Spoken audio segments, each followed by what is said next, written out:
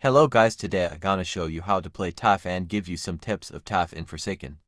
Taph is a survivor who specializes in setting traps to slow down the killer and reveal their position.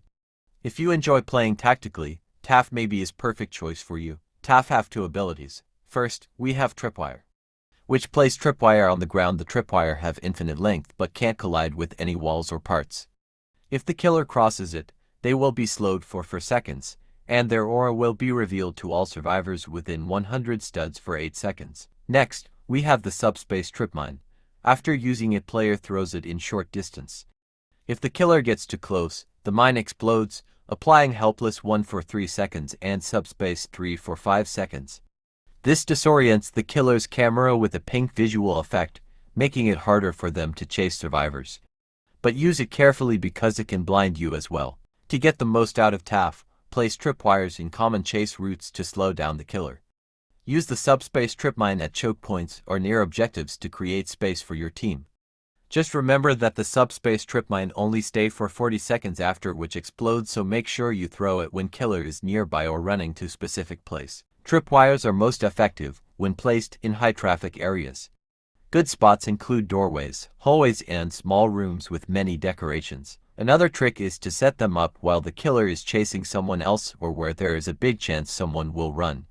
The killer most of the time won't have time to break it, so there's a huge chance they'll fall into it and get slowed, which will give your teammate enough time to escape. Even if the killer stops and tries to break it, your teammate will have more than enough time to run away. If you're a skilled player, you can loop the killer to give your teammate time to run away if they're low.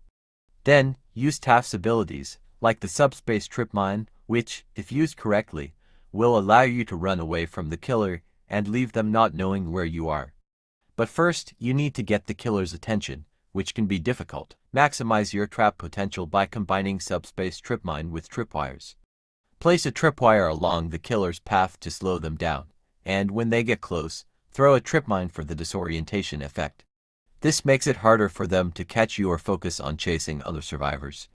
But sometimes, your teammates might be more scared of running toward you than the killer, as you can see. If you know the killer is about to run through a specific area, be sure to place a subspace trip mine there.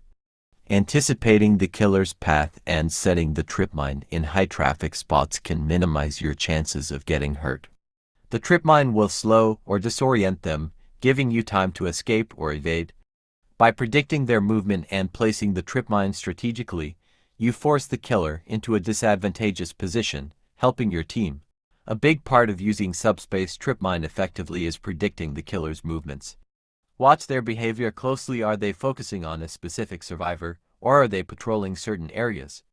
Once you have an idea of their patterns, place your trip mine in the places they're most likely to pass through.